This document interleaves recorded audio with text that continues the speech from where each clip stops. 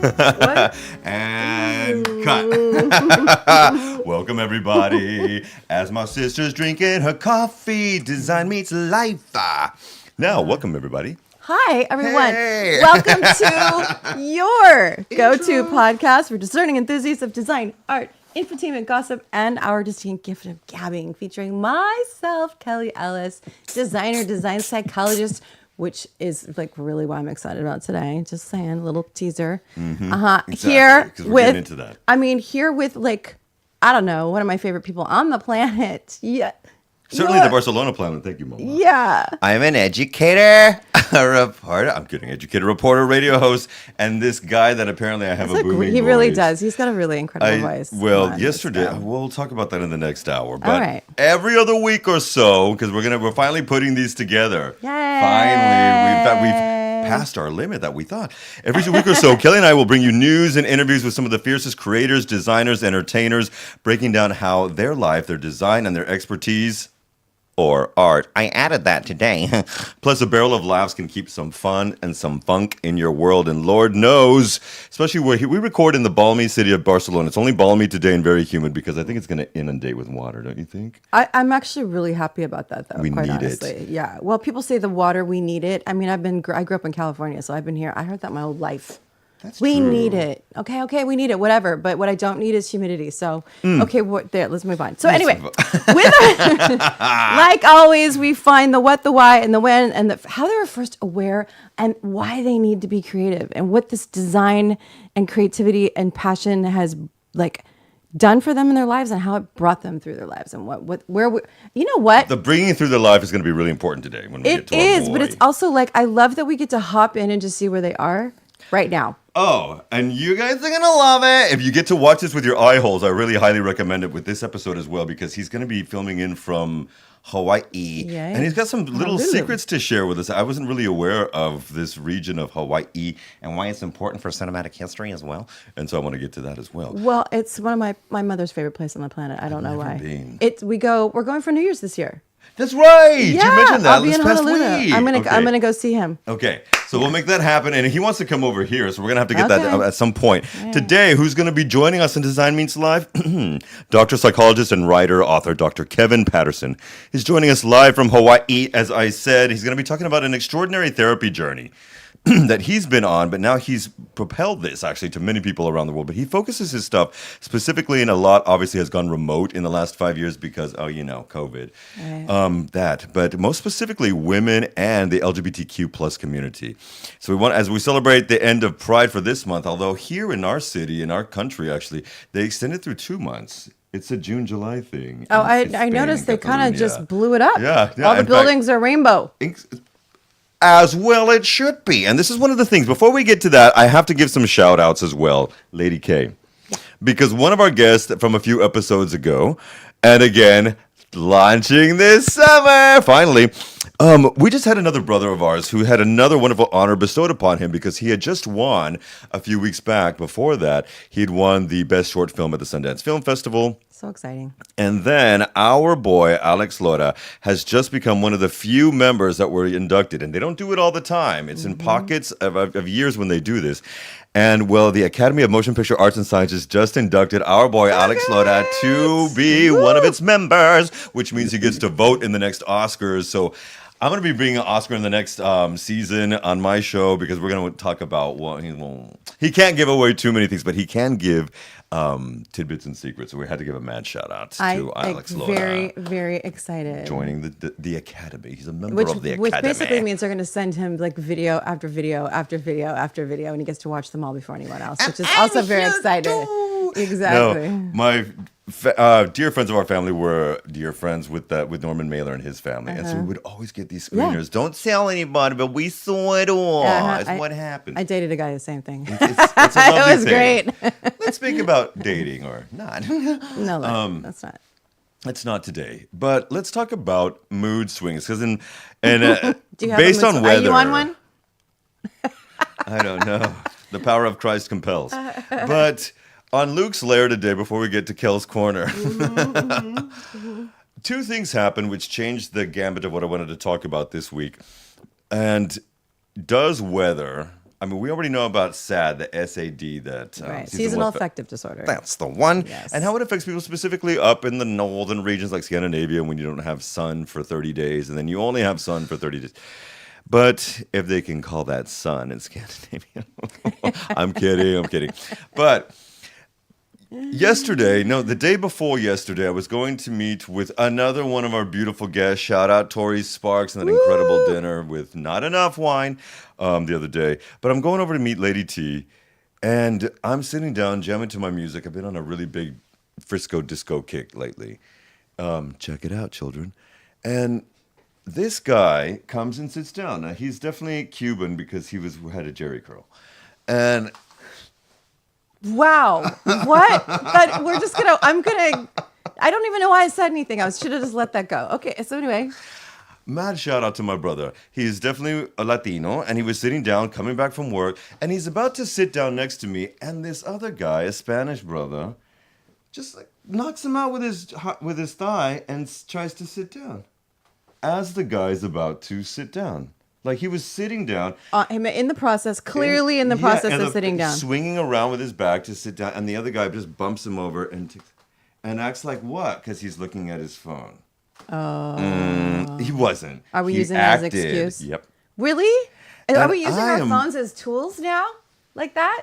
Tools of destruction. Yeah, exactly. They're tools of mass destruction. They really kind of are. Wow, that's a rant. TMD. I just created that, Kelly. It's a tool of mass destruction. I don't know what's going on right now. Well, I'm sure that Kevin will have a lot to say about that. Definitely, especially as a Right. father. 11:11 on the clock. So this guy says, and they start. Now I immediately get hit by his bag because they start tussling. So basically, you really like this guy. It's really this is somebody that you want to sit near. Definitely, Right. especially because of the Jerry curl. Right. And this can't. guy, I get up, and in English, I said to them, I don't know. I stopped the fight that was ensuing, and I said, I am New Jersey out of here. And walked away into the next coach. So then, like I said, I had my Frisco disco jamming, and I hear No way. and I turn around, and I don't see them fighting anymore, but the Spanish brother is sitting down, and he's holding his face. And the other guy's walking around, with the macho muchacho attitude. And Adrenaline all pumped and he sits down and he's like shaking his head. And then in the next stop, I'm getting off to go meet Tori, thankfully. And I'm getting off, and the other guy's walking up to him. His face is totally bruised and red. He had punched the guy out straight up. Wow. Straight up. And it was not pretty. It was actually horrifying. And then they started to tussle again, and I just got off. Do you think that he instigated it on purpose? Because that people used to do that all the time, that they would be like, they're just so angry. The Spanish guy was in his 50s or 60. And this other gentleman, the other guy who was minding his own business till that happened, was maybe 25 to 35. Okay, who got hit? I'm confused. The one who tried to sit down the Spanish guy. So Jerry Curl hit the older Spanish guy who tried to take his seat. Oh, well, he'll never do that again, will he? So yesterday, I'm walking down the street watching people go by. And again, I was walking over had a lunch with Grandma. And that one, we have to record there. And Oh, yeah. I kept seeing out the reflection that there was, I thought it was my reflection on the glass next to the building that I was walking next to. That's not me. And I see that there is a man who's pretty much breathing down my neck. I'm within maybe 1/3 of a meter. So half. Close talker? Yeah. So I move away and I said, walk on, again in English. I don't know why I've been doing this. Walk on, please. I do it too when I'm annoyed. It's Walk in English. on, please. And he said, fuck you. Oh, excuse me. I didn't mean to say that. Excuse me. But he said, F you, mother effer. And I said, excuse me, mother. We're going to have to beep And that. so Brooklyn okay, came to the out. Notes, we're going to have to beep that out. Beep. I think one might be allowed, but certainly on YouTube.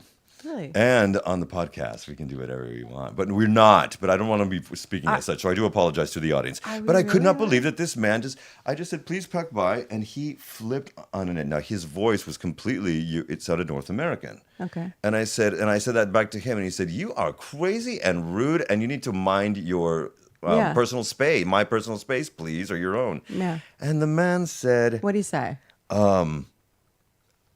He repeated he on the his expletives phone? from before. He had been texting on his phone. Of course. But he repeated the expletives from before. And I said, okay, God bless you. Vote blue no matter who. And he turned around. I'm not from your disgusting country. He was obviously a member of my community. And he said, I'm from Holland. And I said, the original leaders of slavery in my country. Bye. You did not. Yes, I did. You went on a history rant too. You already know I'm an historian. Your rants. I had to have to include- weave in some history. You have to learn something. 1619 project. And I can't. and I said, walk on, mother. And then he just kept on walking Okay, on. Kevin, if you're listening, I know you have a lot of things to say. Yes. Our friend here needs a little bit of talking off a cliff. Talking off a historical cliff. Now, I have spoken up too much. And Kevin, you're probably right there waiting for us. Oh, yeah, he is. I'm sure he is. And he's thinking, oh, poor Lucas. I need to have a little session Right with there him. waiting for us like Eric Carmen. But what about Kelly's Corner? Quickly. I don't think we have time for Kelly's Corner now. It's okay. But the story, we're going to talk about this more. We're gonna weave it in. Kelly's Corner is gonna be. Kevin, are you there? Kevin's gonna be here going, what's wrong with this guy? Is Needs my Dr. help. Kevin Patterson there by any chance? Not Hey, you know yet. what? I think Okay. that I've just decided that you and I need to switch places from now on. Okay. You know why? No, I don't. Because your natural inclination is to put this arm down, and this is where you like to be, and you're facing that way half the time. See, guys, she's designing her I'm life designing for me. us, and Thank I'm you. switching us. I'm thinking about it. I have not thought about that, but thank you. We'll for the next recording. No, it's your natural body language. Of course, It we're not going to is. get up right now, but It like is. you want to switch off? You guys, we know how to switch. Wow. This is going. This is going exactly where I want it to go. Is what this is doing. Well, yeah. well, Dr. K is still joining Okay. and hooking up with us. So let's just talk about Really quickly, please. Why do we feel the need to yell at people in English? Like it's the first go-to. So we just had San Juan here. Oh, Lord. And it's a terrible experience for my animals. Like my dog, it's basically 4th of July times 100. It's craziness outside. People are Millions on the beach. Millions, but- At least 1 to 2. but people and fireworks. So each person's got, I don't know, a box of fire. It's like the old days when we were kids where you could buy fireworks It is anywhere. the 80s, yeah. Yo, it's nuts. So my dog is just so nervous. She's spinning around in circles. It's Which terrible. one? Lily. She's so upset. So Lucy Lou. Lucy's like, meh. Lily, not a happy camper. She's like, she has to save her mom and her sister from what's about to happen, right? So she's just running in circles, the poor dear. And so I went to the vet. I got her something. Like I had to drug her up. We had a quiet night, boxed ourselves in. The following night, somebody had leftovers, clearly. So the following night, right outside my window, idiots down on the street. I call them idiots. I don't know who they are. I don't care. I'm yelling. I'm yelling in English. Get a job! Do something else. She turns into grandma. I did. I turned into the old lady up there, and they're probably looking at me like this little white-haired lady with the glasses and 2 dogs screaming at us from the balcony. I became the old lady on the balcony. But the other thing that was, and I know Dr. K, you're there, yes, but we also had the Formula One here in the middle of the city Exactly. during the same time, and Exactly. it was Crazy. real. It was real. Oh my God, Dr. Kevin Patterson, are you there, sir? I am. Hey! We need Hello. you. Here we How are need you? you. We're sir. great and we need you. Can you hear us? Listen, I heard Okay. the whole conversation about dogs and fireworks, and I was totally resonating with every second of it. So Right? It Yeah. was terrible. It was I've already got my terrible. dogs pre-sedated, we're good to go. Exactly. Oh yeah, for 4th of July, 4th right? of July's coming up. Oh yeah, 4th of July. I'm Yeah. gonna be in Honolulu for New Year's. You Yes. are? Oh my gosh. Have you been before? No. I'm excited. You're gonna love it. Okay. It's wonderful. So I'm my whole happy to give family's you coming. lots of recommendations. Please do. My whole family's going to be there. It's my mother's favorite place on the planet. We don't know why. We'll have to analyze her on that too. She doesn't like a beach, but she loves Honolulu. So we don't know. It's past life something. I don't It know. is a past life something. I also Okay. think that a perfect a present life psychologist is here. And Yes. I had been ranting just before the dog story about ranting. people that have just gone berserk recently as the temperatures have changed. And obviously we know about seasonal affective disorder, but there's a lot of fighting, like fist fighting, and this guy that a member of our community who really got into my personal space yesterday, and I asked him to please walk by, and he flipped the script and went berserk with cursing and expletives. He had a North American accent, so I presumed, and I just said, "Vote blue." I have a question. I Please. mean, I have an observation, and I know you're going to have something to say about this. Both incidents, the perpetrators, were on their phone, completely distracted. This is true. So, I think there's a lot to be said about the phone these days and the distraction and the level of courtesy, maybe. So, I'm going to turn that over. I thoroughly agree with you. Can we call them tools of mass destruction? It's a new word I've invented, so it's a new phrase. Yeah. And it's true. It just is, and it's affecting like every generation differently. That we're just so glued to our phones that we're forgetting to connect in real life. And like Lucas, I've got 2 kids, and they're just always on their phone. And in fact, I never thought I would see the day that honestly the biggest punishment in our household is to turn the Wi-Fi off. And you would think that we were living in like My Little Prairie days or like Little House on the Prairie days, and it's like it's crazy, but like we are so distracted, and we're distracted while we're driving, we're distracted walking down the street, that we just like bump into each other and collide into each other, and we've like forgotten manners and how to be polite and kind, and I totally see that. Right? Okay. This is not something that's new either. What can I ask? I mean, we're going off script now, as we do. But first of all, thank you, Dr. Kevin Patterson, for joining us Yes. here at our Design Meets Live studio recording. Finally launching soon. Love it. And very happy to, because it's also quite late in Hawaii. So thank you again Yeah, for joining us really. here. But going off script Of course. then, when your little bears were younger, there was none of this extreme smartphone stuff yet. So have you seen a gradual change into the addiction, I guess we'll call it? I have. And because I remember, of course, like my generation, your generation, we didn't grow up with this. And so we've had to learn how to adapt to it in our life. And interesting enough, like the kids, my nieces and nephews, my kids, like they've taken my phone from age 2 and shown me shortcuts that I'm like, wow, you guys get the phone way quicker than we do. But at the same time, like, they carry phones to school now, and since COVID, for example, being so isolated from each other, that was their way to connect. And, they went to school online. They started social media accounts to keep in contact with their friends. They started getting their news online and, doom scrolling like the rest of us have done over the years. And it's just, from a psychologist standpoint, they just don't have the mindfulness, and they don't have the cognitive ability to be able to process all the information that's coming at them. And, like you and I can read articles, and depending on the day, we can read articles that are basically like 10 ways to lose 20 pounds. And if we're having a good day, it's like, this is bullshit. I don't need that. Like, I'm going to enjoy my life, and I'm going to do my best, and I'm happy, and I don't care about the article.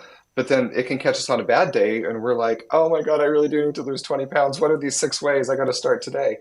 And kids, Were you following me just don't this have weekend? that. I feel like you were with me. Were you next to me? Newsies and Listen, I'm giving you a sneak peek into my own life. But like the kids, like they don't have the ability to process what it's like to hear messages that say you need to lose 20 pounds. All they hear is I'm not good enough. Right. And so it's like it does become these tools of mass destruction, because they don't have the life experience to learn what's a true source and what's a made-up source, who has the authority to tell you need to lose 20 pounds and who doesn't have the authority to tell you that. And so they are learning how to just take in so much information, and they use it to compete with each other. They use it to fight with each other. and they use it to compare their lives. And it's just, I don't know, I don't see a lot of healthiness coming from it. Yeah. But at the same time, the equal and opposite good that it did was it did keep them connected with each other in a time when connection wasn't an option. So True. it is kind of a catch-22 that we haven't really right-sized. And from my observation since COVID, we haven't really right-sized from that. Amen to Yeah, that. right? Well, I mean, that's kind of perfect with what he said because it does kind of lead into the first question. It does. I look like Princess Leia or Bjork with it like that. Okay. It ruins my hair. Now, I just want to jump into the next one because everything you've said is already in line and part and parcel of the therapy that you kind of walk. And I wondered, did you always feel like a little bit of a therapist? And I do want to get to the nitty gritty of how growing up the way you did might have shaped the way that you see the world and why you went this path. Oh, 100%. I was raised as a little adult. My parents were teenagers when they had me, and so I don't think they realized what that meant. My mom was 17 when she got pregnant with me, and so they did the best they could with what they had, but the way that they pivoted is they just treated me like another kid in the house. And so like I got treated like a little adult from early on. And so I became everyone's confidant. And so I was that really weird kid that, in kindergarten, instead of going out to play with the other kids, I kept my teacher company at lunch and I talked to her about her problems. And here I am, a little 6-year-old, and she's telling me her life story. And she's like, "You're just so easy to talk to." And I would get comments. It's true. I would get comments on my report cards that were basically like, "Yeah, he's not that great of a student, but man, he's a good kid. And if we had 20 like him, like everyone would feel listened to and seen and all this stuff." So, Wow. I barely passed high school, but I got like glowing remarks for being this person that made people feel safe. And so, honestly, in college, I just had to pick something that I knew that I could possibly finish college. And my fascination and my strengths were people. And so, being 18, I'm like, can I make a living being good at people? And that's when I learned, like, yes, the field of psychology is perfect for you. Wow. And so as I got into it, I started to realize, like, this is truly my gift to leave the world, is creating safety and helping people feel normal and just like having the conversations that we're all so scared to have. Wow. You are born for this. Literally, this was it. It feels like a calling. It just For does. sure. Oh, I think that's so exciting. I love that so much. Well, wait a minute. Do you feel like your design psychology is part of your calling? Well, For helping yeah, others? I do. So I have so much. I'm not a psychologist. I call myself a coach because it's not fair, right? I don't want people to be misled because I did not go to school for it. So design psychology coaching is what I do, what I love. But it's a very similar thing. I think if I could go back, I would get a psychology degree. I think it was really, really smart. Yeah, because I love it so much. The whys of design, not the how-tos. So I'm more interested in why people do what they do, what makes them feel a certain way in a certain space. So I'm sure that there's a lot of synergy there because you know that when you're going through, and I've actually written a program with a school in California, right? So as you are doing what you do, then there's a certain point, as you know, in your practice where someone's surroundings will absolutely need to change. Whether it's painting the walls, cleaning out the rooms, there's a point where their physical space will need to change to help them along their journey. That's when I jump in. And I love that. It's so much fun. We're going to work together. I can feel it. We are We are. because what's funny is I got to tell you, like, every space I go to, I have to make the vibe fit. And what's funny is my mother, she grew like as she be. This is going to come out silly, but as my mom grew up, because I grew up with her, Right. she was an interior designer. Okay. And so she actually taught me a lot of like the idea of like, the space that we're in elevates our moods or it detracts from our moods. Exactly. And so I was, again, that weird kid that's like, I loved to meditate and I've always loved to practice yoga, but I can't just practice yoga in a room like an athlete.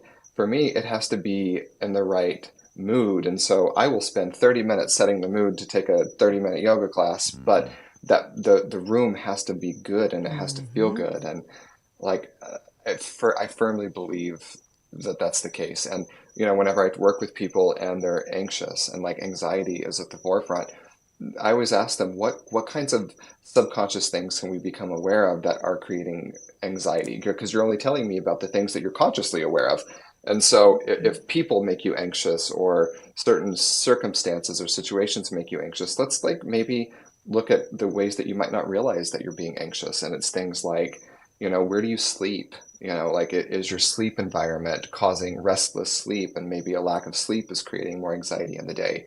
Is your car messy and you spend a lot of time driving? And if you're driving in a trash heap, like let's clean the That's car out a little bit. Right. right. And so, yeah, You're speaking my language. I'm so happy. I'm doing a virtual tree monkey hug with you right now. I'm like holding on to you I right love now, it. like just yes. This is what we're talking It's about. right before bedtime too. I love it. Yeah. A few months ago, we spoke about a program that you had started called the Queer Men's Healing Circle, and not necessarily focusing on that, but I wanted to talk about if you could lay down the whys and the course of how that type of group therapy helps that community, this specific community, and is it okay to ask you about this odd conversion therapy Of course. thing that apparently happened in Yeah. university?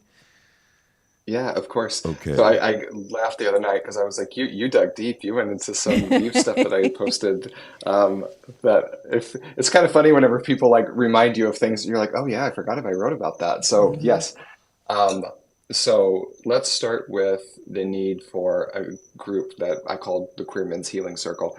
And a lot of it was reclaiming the word queer. Like that's where it started, is, as a gay man, I've learned that there's so many words that feel so off limits and taboo, and even people asking like, am I allowed to say the word queer? And just like any word that you use to describe a group of people, it's like, well, what's your intention in using the word? Is if you're using the word to uplift the community, use the word. But if you're using the word to be derogatory or insulting, don't use the word.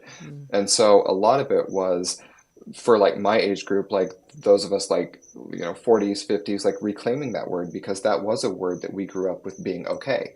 And so that was the first piece of it. But the second was some men really liked having one-on-one sessions with me because they wanted to unpack some of their either coming out late in life, processing religious trauma, processing losing family members and friends once they came out, kind of what their second life now looks like. But then there was this moment that they all hit in sessions with me where they would say, do you work with any other men that have the same story, or am I the only one that experiences stuff like this? And I had to remind them, like, I work with dozens of people, and of the queer men I work with, 100% of us have a version of this story where, we were who we were before coming out. And then after coming out, there was this new version of us that was either highly celebrated or highly lonely. But regardless, we had to like put version 1.0 to rest so that version 2.0 could grow and develop. And so I realized like what these men need is to all kind of sit in a room and just say, I want to hear your story and I want to identify with other people to feel less alone, but to also hear how are you processing, being a queer man later in life, because I don't want to say that there are less or no problems anymore, but my kids come home from high school all the time and they're like, yeah, so and so is non-binary. And then the next day, nope, so and so is straight again. Nope, so and so is gay now. And like the kids today, at least where I live, they don't care. And like there's less stigma with it, that it's this weird age group that kind of got lost to where everyone did care whenever we came out, and everyone had a lot to say about when we came out. And we experienced lots of loss and lots of transformation, and it felt lonely and it felt like I had to hide. That this program was for this generation of queer men to say, stop hiding. Like, we're all in this together, and let's come back out and let's reclaim our lives again, and let's reclaim brotherhood, and let's just link arms and do this together. And it's been extremely powerful. And that's whenever I realized, actually facilitating 3 cohorts of this group. In the second cohort, I realized that this man that I didn't know, like, he found me, and he was talking about conversion therapy and how he experienced it in his church growing up. And what's fascinating is I didn't know that I had conversion therapy until I heard him tell his story. Wow. Wow. And here I am, a psychologist leading this group, hearing this man talking about conversion therapy in the evangelical church. And as he's telling it, inside, like I'm doing that like lump in the throat moment where I'm like, oh my God, I don't know if I'm going to cry or get sick, or like just everything within me, just like the pit of my stomach just sank. And I realized like, holy shit, I was a part of like religious abuse and I didn't know it. And I'm a Wow. psychologist and I didn't know it. And I realized that I had blocked so much of it out. And when I went back to like reclaim that story and reclaim that part of me so that it didn't have power over my life anymore, that's when I realized like I was part of a very high control environment at the university level. And I remember having to sign a document saying that I would not engage in homosexual behavior and questioning at the time Wow. and realizing that if I did, I was going to get expelled. And um, whenever I got busted for having relations with another man, instead of like hearing my story, I was given one ultimatum to go to a therapist of their choice. And it was this group called Exodus International that they brought Oh into the my God, I know university. that. And yeah, and like we all got to be part of this program. And at the time, it felt like we got to like pray the gay away. Like, you know what I mean? And as we went through this program, we started realizing how bad we were and how messed up we Oh, were, this and is how terrible. at the time it was still, and at the time it was still part of the DSM, you know, the what psychologists use to Mm-hmm. diagnose, you know, behavioral problems Yep. and personality disorders. And so at the time, we just felt incredibly broken and like we had to do this program. And I remember getting kicked out of the university, having to go back home, not passing the Exodus International stuff, still gay, and leaving feeling like I just completely failed. Like I failed college, I failed everything, I failed my life. And we're coming home and have honest conversation with my family and realized my family was fine with me. And when I realized they realized how poorly my university handled it, that's when I kind of like stopped identifying with like evangelical Christian or Christianity. And that's when I started realizing like the church is doing a lot of harm to gay men and the LGBTQ population. And so that's whenever going into psychology full time, I realized that's a population that I care deeply about. But what's odd is because it was traumatic, I had pushed down the fact that I was part of it. And the Wow. reason why I feel so drawn to this community is it impacted me. Mm-hmm. And so that's where the Queer Men's Healing Circle came out of, is just kind of reclaiming my own story and saying, this isn't right. And we deserve better than that. Incredible. Amen. It's absolutely incredible. So I just want to go. So It's heavy. it's Sorry. so heavy, Damn, but you know bastards. what? What college was that, please? Really Yeah. quickly, perdón.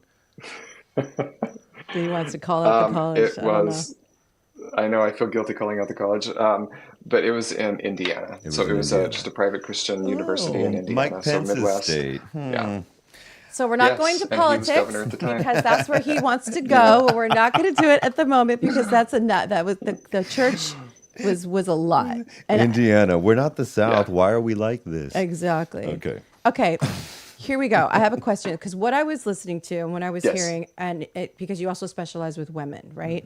And so what I was hearing was this, because I've gone through it, and I think a lot of women go through it, and I think your mom went through it, is that you're leaving one thing that you know is your life, and then you're transitioning to another.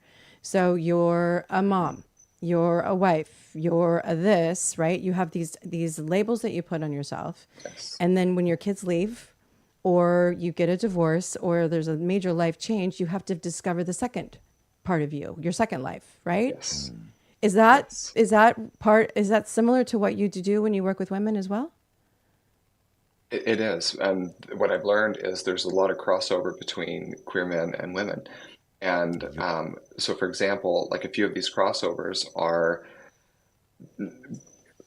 and all I can call it is just overextending yourself to be accepted and to be deemed like acceptable in the room. And so there's just watering yourself down. There's, you know, setting yourself on fire to keep everyone else warm. It's wearing hats to the point of exhaustion. It's having to chameleon your way into every circumstance so that you are deemed, you know, smart enough, your voice matters at the table. And at the end of the day, it's like we're exhausted from having to prove ourselves.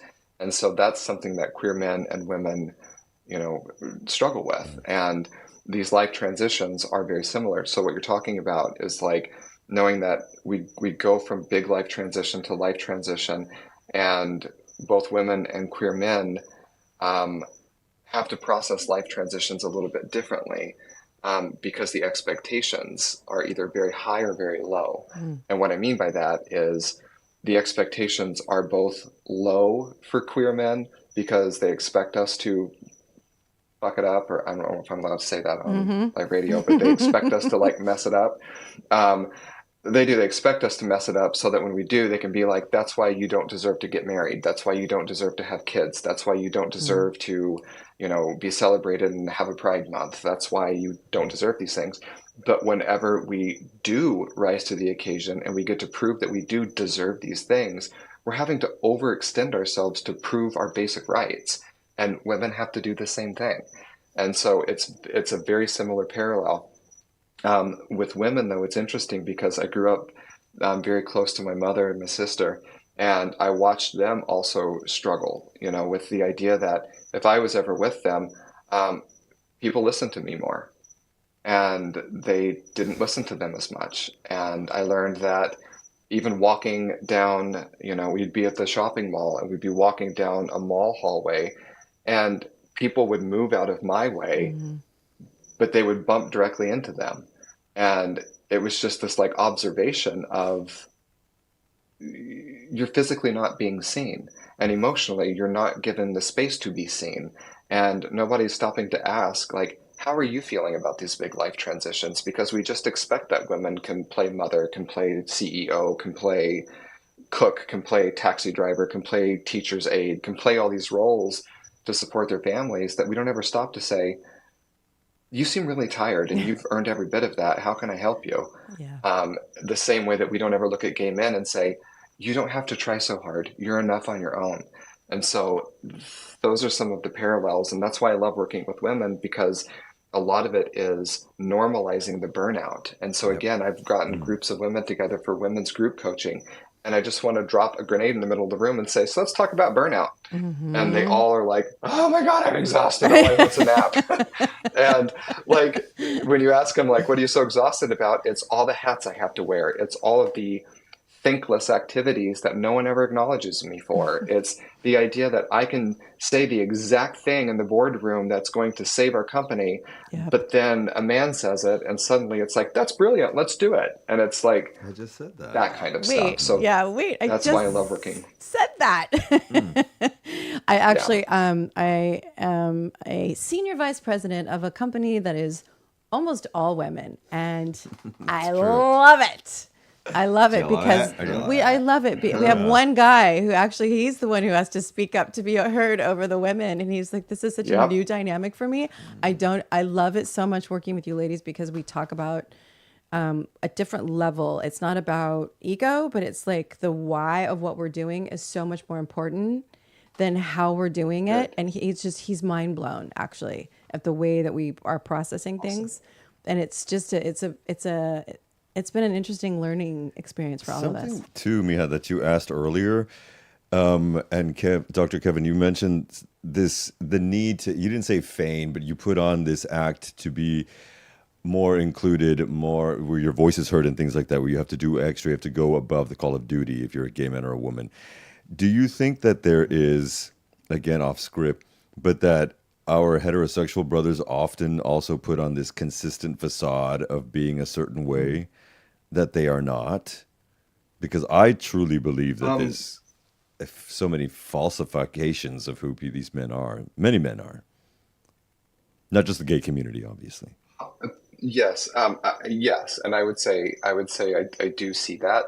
I'm just trying to think through how I would like quantify that, but I do see that. I do see that there's, you know, in the break room, like we have personas and there's archetypes of men and women, you know, that they almost have to play a character. And it's like, if I'm the CEO, I have to be the ball buster in the room. And it's like, do you want to be that? Or do you think that that's the archetype that you have to fit? You know, And so I do see that they show up in ways where they still have something to prove. And it all comes down to like core wounds and things that they grew up with not feeling enough, that they're finally in this power position. And some people, use power to lift other people up, and that's beautiful. But some people also use power to rectify their inner child and say, we've made it now. Everyone's going to pay for us feeling neglected. And so I do think that a lot of men do use their power in that capacity to keep other people either down or keep other people beneath them because they are compensating for things. So I do see that. That's interesting. It's just fascinating to the human spirit, the human experience. It's just fascinating. And the human psyche. Everything, but just, Well, what makes us tick? it is. And what's fascinating is I think I actually can answer this question because my dissertation that I wrote was about this. And so it was a super easy study, piece of cake study, that I wrote one email message that was delivering a tough message to an organization. And literally it was basically saying we didn't meet our profit margin. We're going to have to cut expenditures, and we're also going to have to cut people. And so just be ready, but we didn't meet our target. And what I did was I had about 12, I think it was 12 to 15 women read the message, and I recorded their voice reading it. And I had 12 to 15 men read it, and I recorded their voice. And I played all of them into a blind study. And I just said, as I play each one of these, give me 1 to 3 adjectives of how you would describe, this person and the way that they communicated this message. Meanwhile, what's interesting is the groups didn't realize, like they were all in different rooms, that it was the same message. Like they didn't realize it was the same message.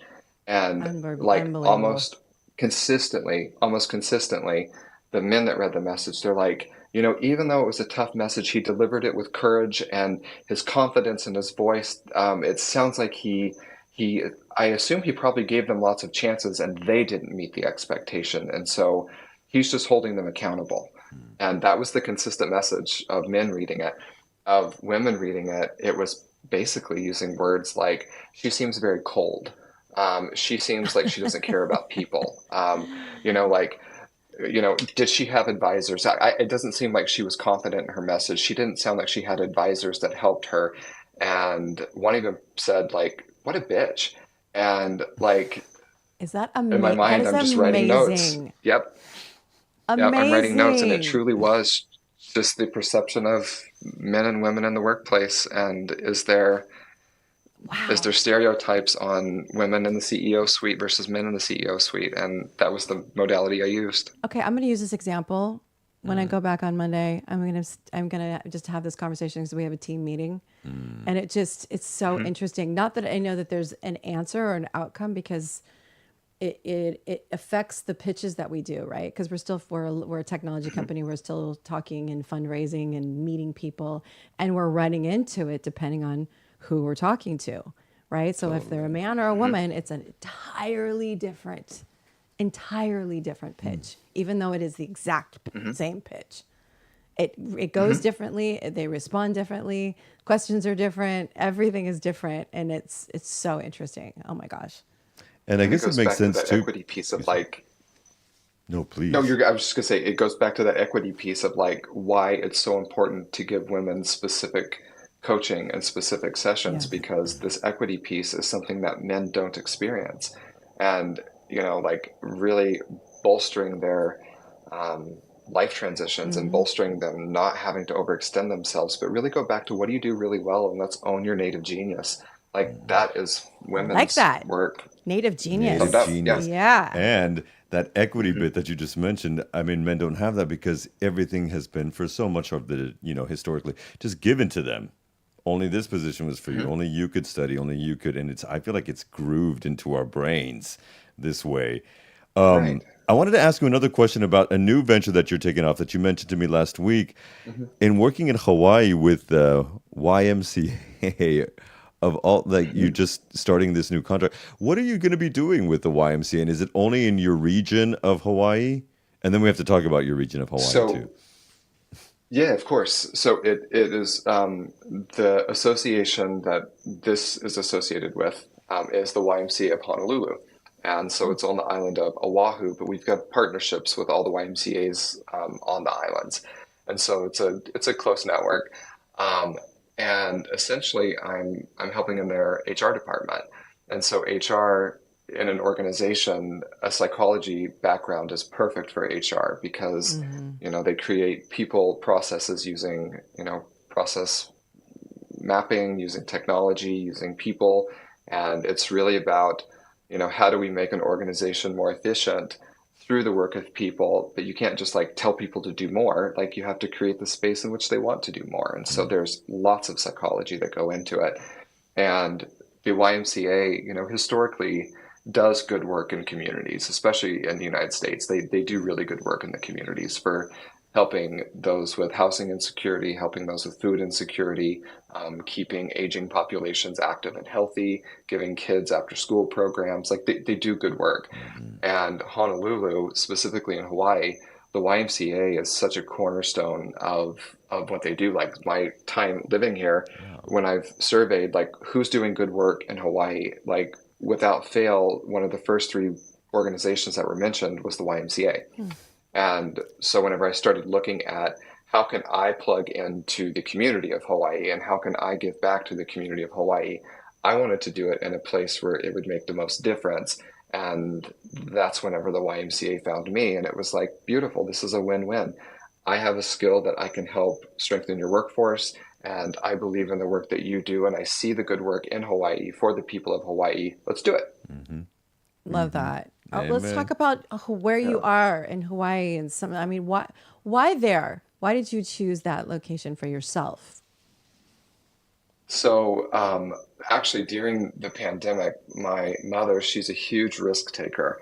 And so I grew up in Arizona for most of my life. And we all were in Arizona. And my mother just, in the middle of the pandemic, just flat out said, I've realized if I'm going to get stuck at home, I hate the heat and I don't want to live here anymore. And she said, I've always wanted to live on an island by the beach and I'm going to do it. And are you ready for this? Literally like a month later, her and my stepdad are in Hawaii and just did it. Took a leap, just did it, restarted their lives. And so once all of our travel bans lifted over here, we were able to go visit them. And it was my first time actually seeing this island. And so I don't know how to explain it other than the moment that we landed, just the way that the weather felt, just the aloha spirit and the vibe. It's a real thing. Like all I can tell you is it's palpable. You can feel the aloha on these islands. They are so magical. And the second we landed, I was like, I've never felt anything so good in my entire life. And so the time we spent there, it's the only place that I've ever left, because typically I'm the person on vacation that has big goals and I want to stay for 10 days and in day 3, I'm ready to go home. When I was here, we were here for 2 weeks over our holiday break over Christmas, and it's the only place I've ever cried leaving and was just like, I don't want to leave. Like I could stay here for the rest of my life, just send my stuff and I'm good. So we visited several more times, and coincidingly, my mother has a pretty strong health challenge. Cancer runs in my family. And so my mother she has a brain tumor. And so she was going through a series of operations. And we just made the decision too, like through the pandemic, we realized in the United States, like it's important to be around family and to be with the people that you love in a place that you love. And so we decided we love going there to visit. Let's just move there and support her through this health journey. And made sure my kids were on board because they were in the middle of, middle school and high school, and they were up for it. And so we just took the plunge. Oh, I love that so much. My daughter did her first semester in Hawaii. We spent a lot of time there because my mom loves it too. It's her place. It's her place. She's not making the move, but she goes as much as she possibly can. I mean, we kind of get the leap thing. That's how Barcelona was for me. I would cry when I landed and cry when I leave. And I was like, okay, I need to just move. Yeah. I'm like your mom. I just did it. I was like, I'm done. I'm taking the dogs. I'm packing 2 suitcases, and I just moved. I'm here, right? And so, same here. Yeah, we get it. We get it. It speaks to you. It just, right? It does. It does. And like, I live back up in the mountains, and like, it's a funny place where like in So our two big cities on this island are Honolulu and Waikiki. And when I'm in Waikiki, that's kind of the fun tourist. It feels like a little mini version of Las Vegas. Yeah, And, every time it I'm in does. Waikiki, it's so rewarding to overhear people talking about how this is the best day of their life and you live Oh, here and I live oh, here. And it's like oh, I love living in a place where people are like, it doesn't get any better than this. And oh. inside I'm like going, I know it doesn't. It's like this is amazing and I live here. And so it's one of those places where I can tell you when I come down off of the mountain where I live, every day I look at the mountain and I'm like, oh my God, I am so grateful for this. Mm, And every day that I get to see the water, it's like it never gets old. I don't ever take the water for granted. And it just my spirit has just been like healed and like reset. And being with family again is just like it's just beautiful. And so there's something captivating about this island and all the other islands. If you've ever been uh-huh. to Maui, it's beautiful. If Wow, you've I been to Hawaii, haven't. that's beautiful. Yeah, Yes. it's all just they all have their own vibe and they're all perfect. Well, I love that you're there, that you're with Ohana, and you're loving it. I'm here And with Ohana. yep, and it's that's a great. It's following. Last night I was at a play, and the actress who created this is Hawaiian, and the last thing she did, it was an homage to her mother, and it's brutally honest. And she did a Hawaiian dance I to a love it. song that I can't sing it right now, but it ends with "May our paths cross again."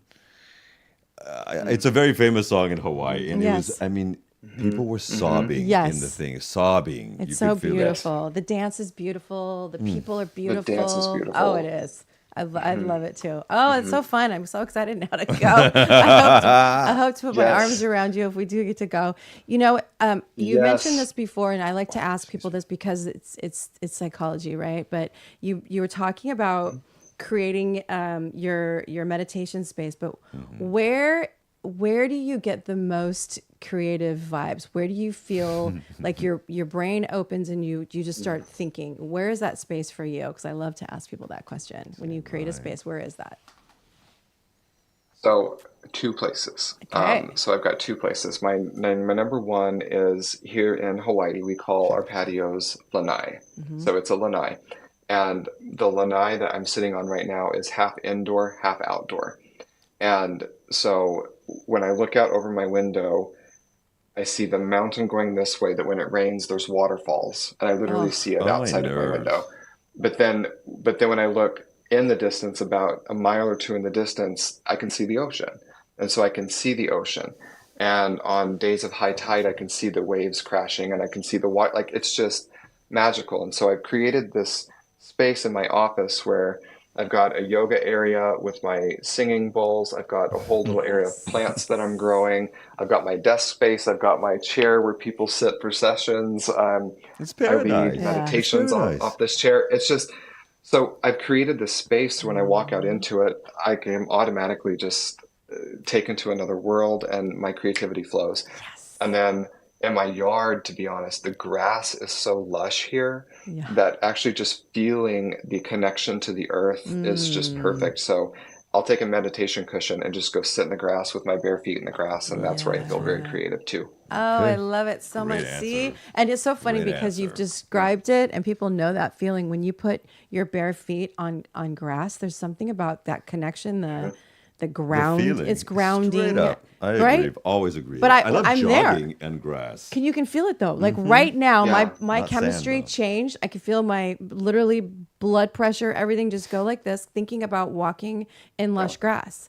Like we know how that Yeah. feels because it makes such an impact on us, like at any time in It our does. lives, Folks, right? get to nature. I think that's That's what you're saying, but it's true. In sand, I feel the same Absolutely. way. I know you know how that feels when you put your feet right at that sand and the right at the water line. Oh my gosh. Everybody knows how that Absolutely. she's feels. gonna get out of the studio and go I'm do that leaving. I'm right going now. straight to the Yep. beach. Yeah. Let's do it. All I right, love Dr. it. K, and you need to get some rest, sir. Thank you so Oh much for this. yeah. Is there anything, if there's any little Yes. message that you'd like to impart to the audience, maybe a word of encouragement, what would you tell them? You know, I love this question, and every time I get asked this question, the first thing that always just comes up in my spirit is I remind every one of my clients frequently, you are not broken. Just I feel like when clients come to me, they want to tell me their story of brokenness. Mm. And I like to reframe it and remind them, you're not broken, you just forgot parts of yourself. And so our work is to remember. And so part of this remembering and reclaiming work, you're going to see you had it all along, and you are the medicine. You are whole on your own. You're not broken. Oh, Lovely. Thank you so much great. for that. Thank you so much for joining us. That was wonderful. My Dr. pleasure. Patterson, get some rest. So thank you so much. Our paths will cross on one of these two sides. Okay. Mhm, for sure. Yes. For sure. Well, in true Hawaiian spirit, mahalo. Mahalo, aloha, and thank you so much, brother. Talk to you my soon. pleasure. Have a good night. Okay. Chabalo. Well, was- folks, there we go. That was great. Oh, I adore him. Oh, stop are you going to ruining get my rid of these? hair? Yeah. Stop ruining my hair. Oh, Dr. Kevin, thank you so much. It's always a few months ago, we had him on my private show, and it was the same thing. Little teary. He was born in West Texas, too. And his really? parents were pastors. Wow. You know what? I can't even. We've You got so much more to relate. do. We'll have Dr. K back again next year. He was fantastic. We're just gonna remember everything you do in life is designed by you for you. So when you start to see your Darn world as tootin'. something you're designing, I mean, what happens? Everything changes and it brings a whole new perspective to your life. And remember, folks, you are your best friend and you're not broken, to I reiterate love what that. Dr. K just said. We'll be back next time for more goodness for your ears and eye holes. Until then, keep loving yourself. Keep yourself as happy as you can. It might be raining if you're here in the city this week, so keep dry. And design your life that way, kiddos, because it's all about you and others. And until the next episode of Design Meets Life, bye. Take care, everybody. Ciao, ciao.